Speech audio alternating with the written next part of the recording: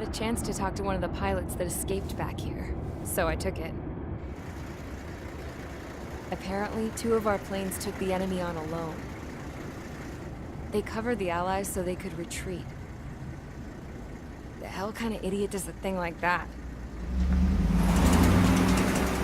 The last pilot to land back at the base was that scrawny anarchist dude. He always had this dumb grin on his face, like he didn't give a damn about whatever he did to get thrown in here with the rest of us. Was he the one who went gung-ho?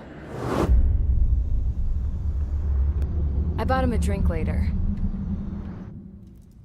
After the usual small talk, I turned the topic around to the mission. For an anarchist, he struck me as a bit weird. Nothing like what I expected. He talked a mile a minute and kept going on and on about library books. Not encyclopedias, those cheesy adventure novels you read in high school. Nothing against those. I like a good story myself once in a while. But I wasn't here to talk books. I remember that day well. Amidst the swirling clouds, the fighter squadron was trying to help its allies reach safety. He's pretty foolish, isn't he? I thought so too. Suddenly, a highly skilled enemy fighter squadron appeared and began picking them off at the edges. One by one, they fell right out of the sky. Although, I guess there was nobody around that was even more foolish to go to their aid then. So you simply watch things unfold from a distance. Yeah. I mean, who would have ever thought that I'd just go and follow him straight into the enemy squadron like that? After what felt like decades, I finally got to the info I was looking for. He wasn't the guy. He said he was just following his wingman's lead and managed not to die somehow. The hero on this mission was the new guy. The one that killed Harling. How did you feel? I'm still kind of shaken up, actually. But you know, I do feel a certain sense of pride, too. He really is foolish, isn't he? Yep, he sure is.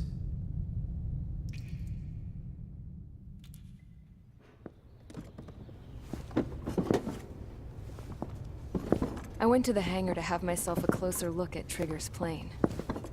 I knew that burnt smell. That's what happens when an engine's been driven to its limit. This pilot was a hot dog. From now on, I was gonna keep my eye on this idiot. From a distance, though. I didn't want to get too tight with someone who was a better pilot than my dad. Even so, I decided to give this guy's plane a little bit of the old Avril magic touch. He needed all the help he could get. Suddenly, we were being treated like a regular unit. We've been ordered to pack everything up and move the base further inland. We even got a transport plane.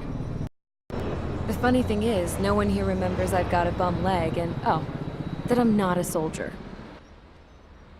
Take a look at the map. There's an island on the other side of Yuja our Marines landed on. The space elevator's not too far from there.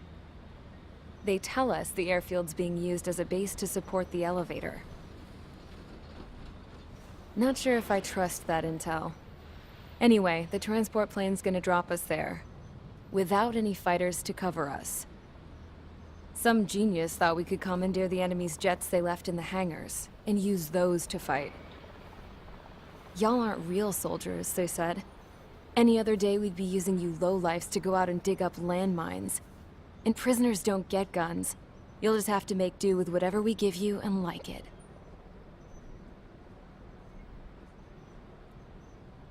A phone. They don't let us prisoners near them. But with all the hustle and bustle of moving the base, they forgot to lock this one up. Looks like an antique. I lost my right for a phone call ever since I was arrested and locked up. It's trippy to think that I can just hook it up, dial a number, and talk to someone from my own country. Planning escapes ain't all I'm good at. I'm plenty good at remembering phone numbers, too. A little while later, I headed over to HQ. You must know. We did get a call direct from command. That pipe, what exactly are you doing with it? My grandfather had a lot of friends in the Air Force from his time as a lieutenant. My point?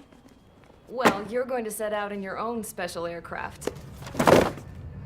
Then you'll send everybody else off in the wrong direction while you head somewhere else. All right, fine. But just you and you alone. You're the only one allowed on board. Besides, there's only one seat left. I said cool. That's exactly what I wanted to hear. I was born downtown, in our capital. When I recall my homeland, my thoughts are filled with the sights and sounds of the city. But home means something different to each and every one of us. Therefore, I've decided to visit every place where our citizens call home. The Kingdom of Erusia is a land of diversity. Each region has its own unique and